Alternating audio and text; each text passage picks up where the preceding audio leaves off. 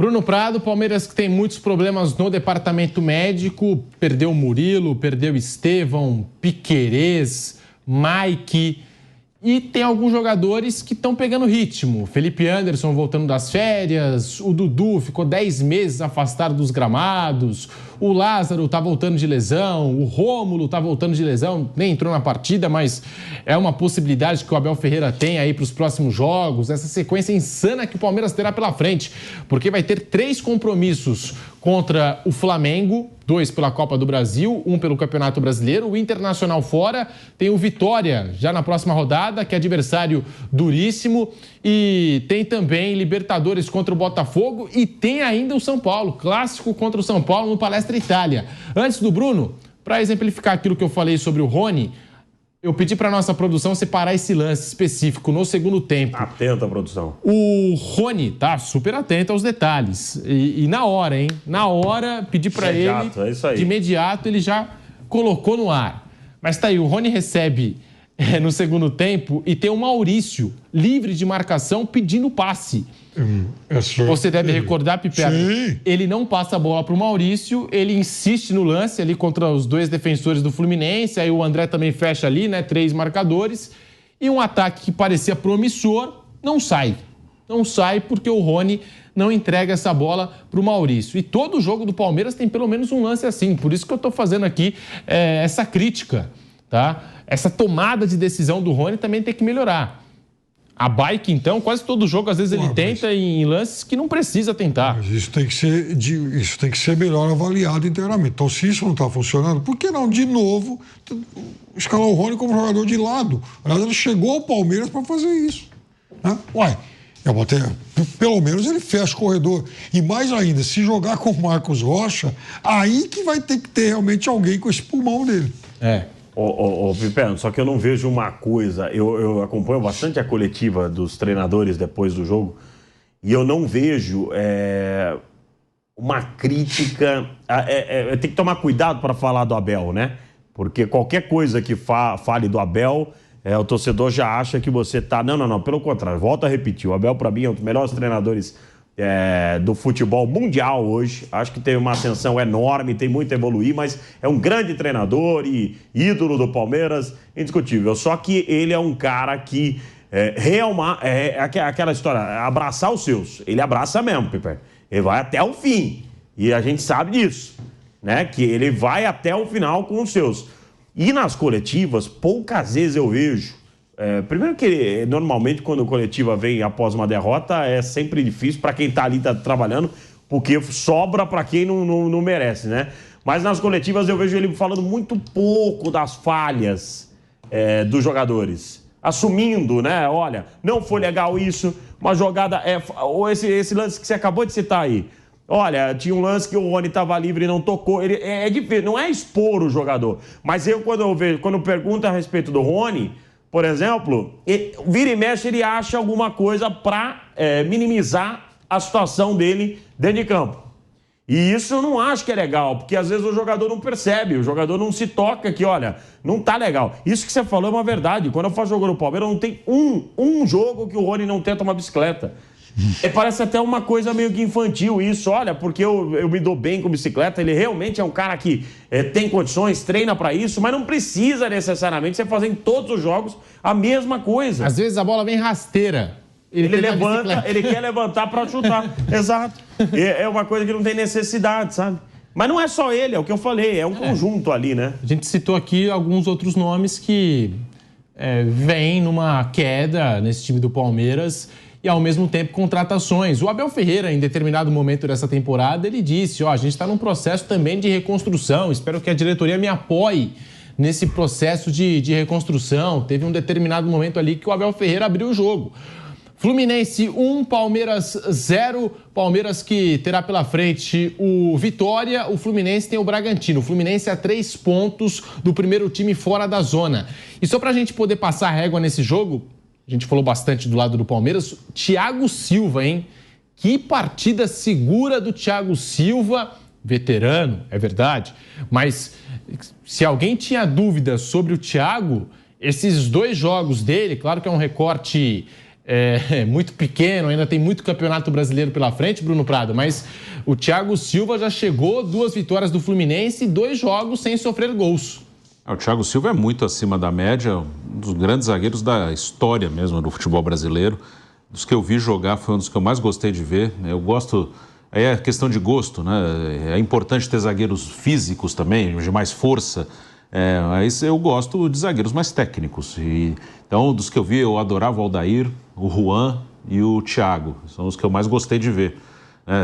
Claro que é importante você ter um Lúcio, por exemplo, de força, você ter outros jogadores com essas características, né? Mas esses zagueiros mais técnicos, o Thiago é top ali no futebol brasileiro. E não é um zagueiro lento, agora está mais velho, mas também era um zagueiro que tinha velocidade. O que pode atrapalhar é a sequência de jogos, que é muito pesada. O Fluminense também está em 3 competições, está na Copa do Brasil, está na Libertadores. Eu acho que o Fluminense tem que priorizar totalmente o brasileiro. Claro que se conseguir andar nas Copas é legal, tudo, mas o Fluminense está numa situação muito complicada ainda. O Fluminense venceu 2, ainda está ali na penúltima posição. E o próximo jogo, você falou, é o Bragantino fora, é um jogo difícil, não é um jogo que dá para cravar, vai chegar em Bragança e vai ganhar o jogo. Até o normal é que perca ponto lá, né? E que é um resultado normal para qualquer time, nenhum time chega em Bragança com a certeza que vai ganhar. Só que o Fluminense, pelo início muito ruim, ele tem que ganhar uns jogos meio fora da curva aí também. Então é uma situação complicada.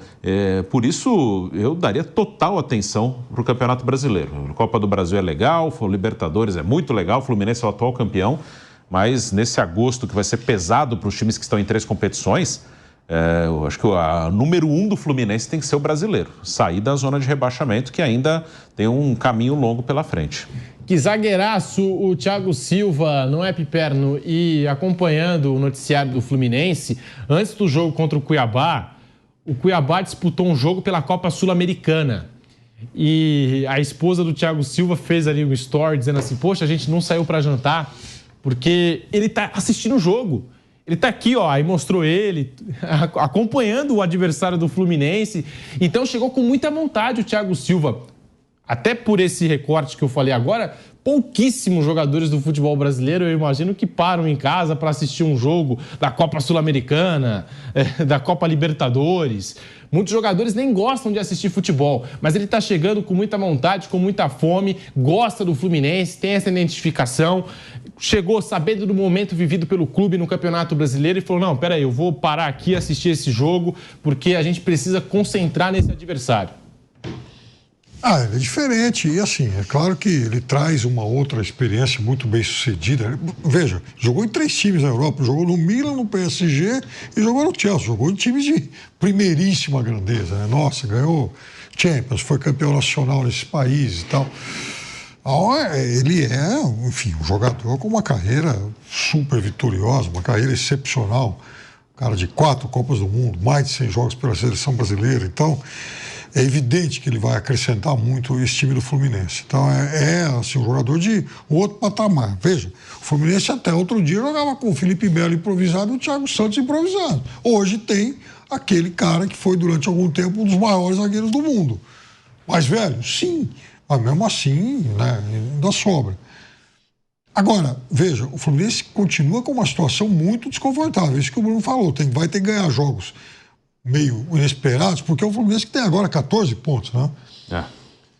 Então, naquele ano, lá de 2009, quando houve aquela reação heróica, histórica, o Fluminense terminou o primeiro turno com 15.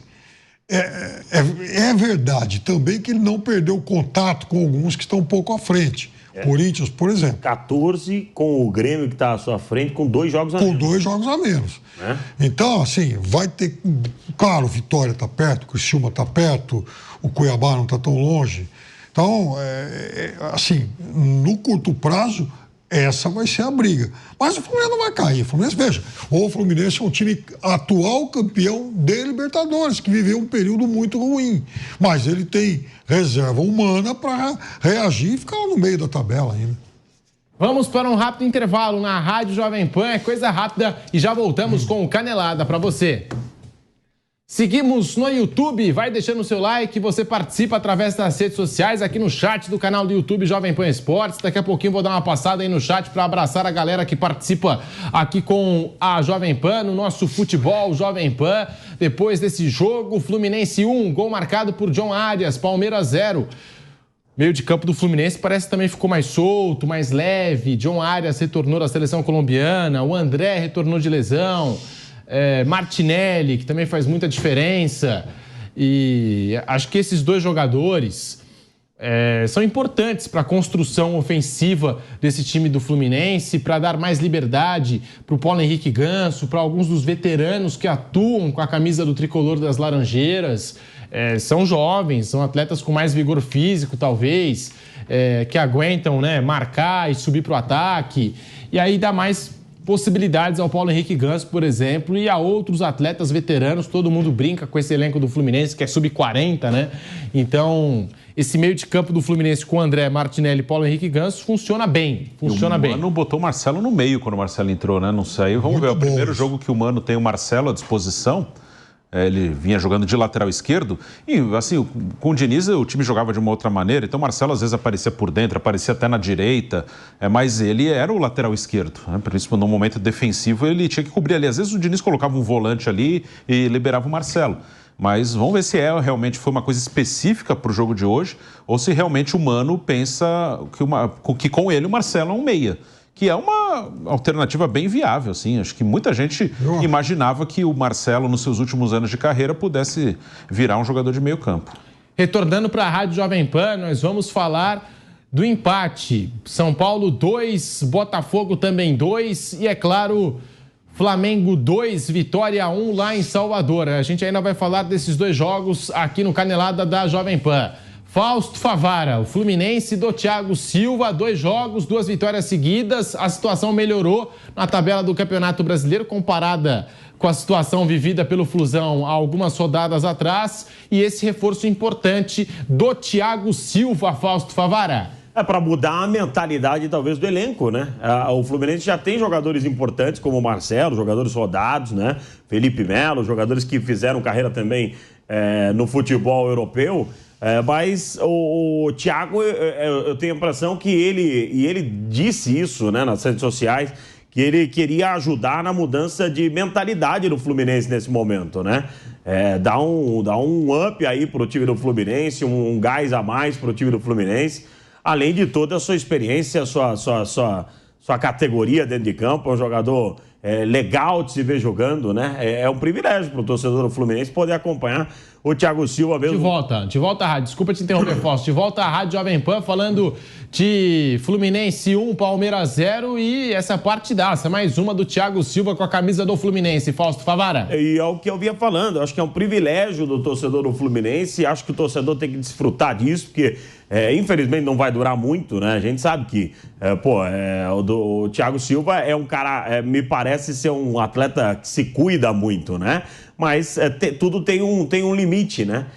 O corpo já não começa a responder mais, mesmo você querendo, o corpo já não responde mais. Mas nesse momento, ele está sendo extremamente útil por uma virada de mesa do time do Fluminense, né?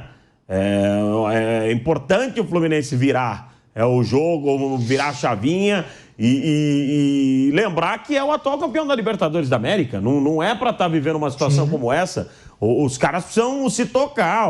Não, a gente não está vivendo anos de tragédia, não. A gente é atual campeão da Libertadores da América. Vamos fazer mais, vamos dar uma resposta, né? Quando eu falo da importância da torcida, eu acredito nisso, sinceramente. Eu tenho certeza que hoje a torcida empurrou até o final. E esse gol saiu no bico do corpo, como a gente costuma dizer. É óbvio que tem uma interferência positiva você ter 51 mil torcedores ao seu lado ali, né? Seria uma coisa diferente ter 15 mil torcedores do Fluminense e agora ter 50 mil empurrando. Mas eu não acho que o Fluminense vai ser rebaixado, mas eu acho que vai sofrer muito. Porque justamente por isso, se a gente fez um cálculo que o Corinthians precisa de inúmeras vitórias, o Fluminense precisa de muito mais, né?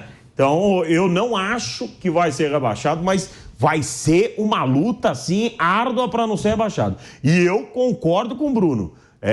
Não queira inventar de priorizar outra competição, porque você aí dançou. Se você prioriza para alegrar de um lado, né? Isso aconteceu com o Palmeiras. O Palmeiras foi campeão da Copa do Brasil e caiu para a Série B, né? O Fluminense estaria normal, estaria podendo brigar por uma posição melhor no Brasileiro e uma competição como Libertadores e Copa do Brasil, se não tivesse vivendo uma situação como está no Brasileirão. Hoje, o foco tem que ser 100% para o Campeonato Brasileiro.